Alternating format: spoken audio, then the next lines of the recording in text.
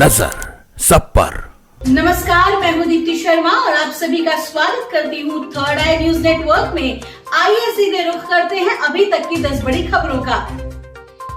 संसद में बोले विदेश मंत्री एस जयशंकर, इस साल जून तक 87,000 से ज्यादा भारतीय छोड़ चुके नागरिकता।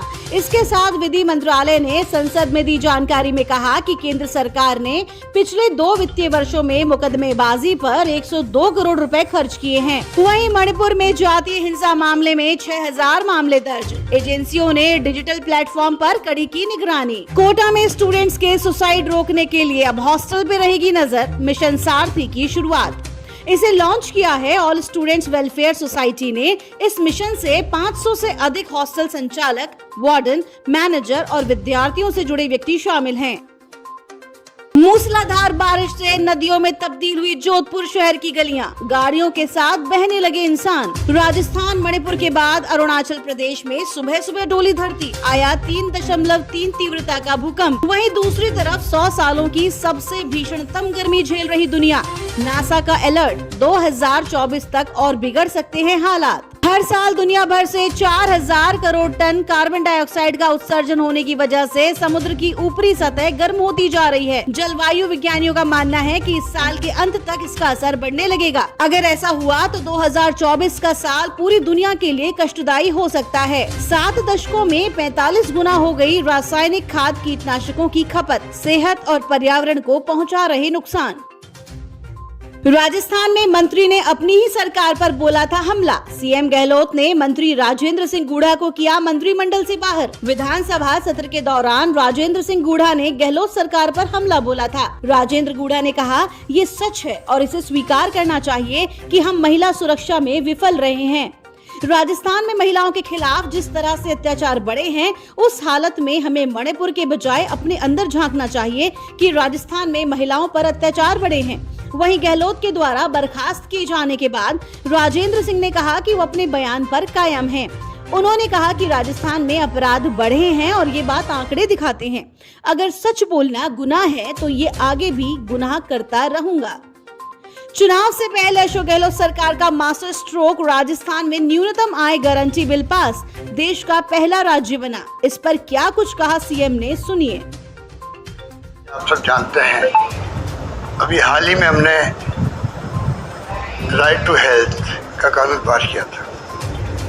मुझे खुशी है और गर्व महसूस होता है। अब मैं आपके सामने कहना चाहूँगा, हमारे विधानसभा के अंदर right to minimum income guarantee act के ऊपर डिस्कशन होने जा रहा है। आप सोच सकते हैं कि सामाजिक सुरक्षा प्रत्येक प्रदेशवासी का, देशवासी का अधिकार है। उत्तर प्रदेश में हर जिले में बनेंगे मुख्यमंत्री अभ्युदय कंपोजिट स्कूल। टैबलेट से लैस होंगे प्राथमिक और उच्च प्राथमिक विद्यालय के सभी शिक्षक। मुख्यमंत्री योगी आदित्यनाथ ने कहा कि ये सुनिश्चित किया जाए कि जर्जर भवन वाले परिषदीय विद्यालयों का संचालन कतई ना हो। पठन पाठन वहीं हो जहां विद्यालय भवन व्यवस्थित हो।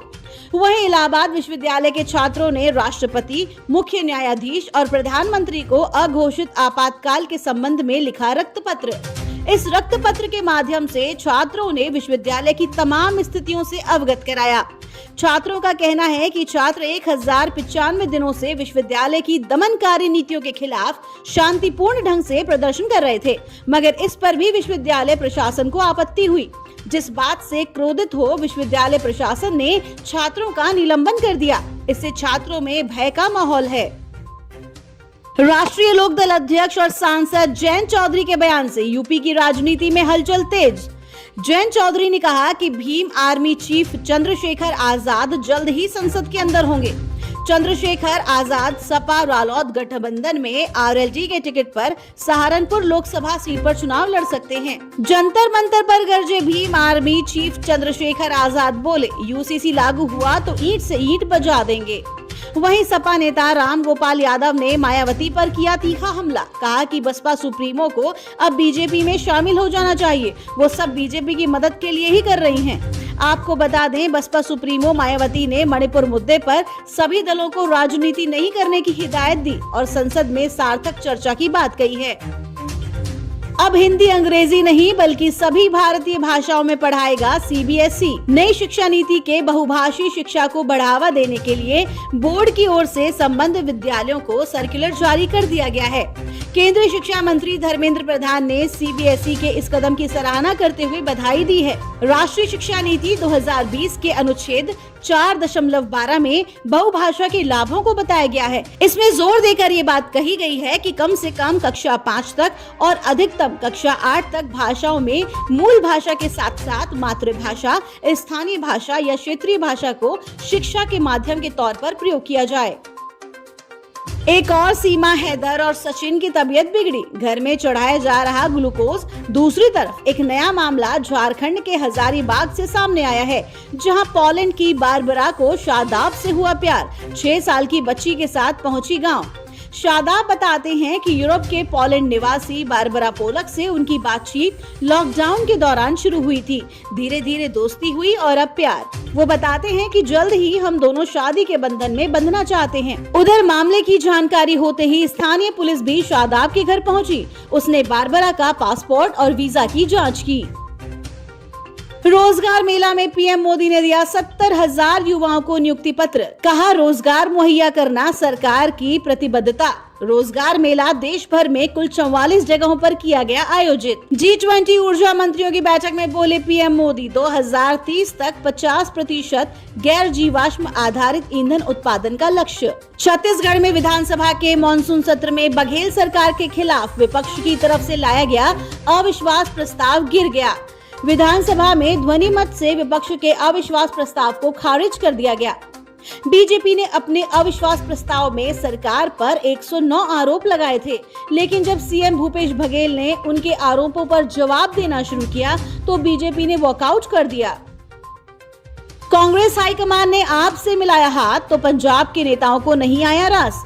प्रताप सिंह बाजवा ने पत्र लिखकर कहा, पंजाब कांग्रेस के नेताओं को आम आदमी पार्टी के साथ गठबंधन मंजूर नहीं है। अखिलेश यादव बोले, महिलाओं को दिन दहाड़े लूट रहे बेखौफ लुटेरे, यूपी की कानून व्यवस्था ध्वस्त। विवेक ओबरॉय को उनके बिजनेस पार्टनर्स ने ही दिया धोखा।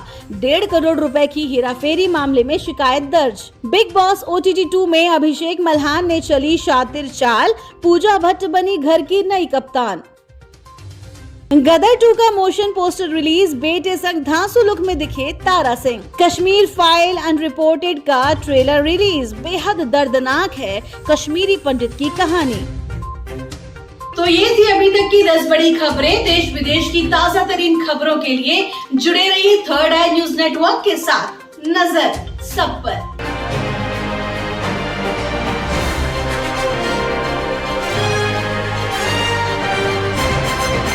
नजर सब पर।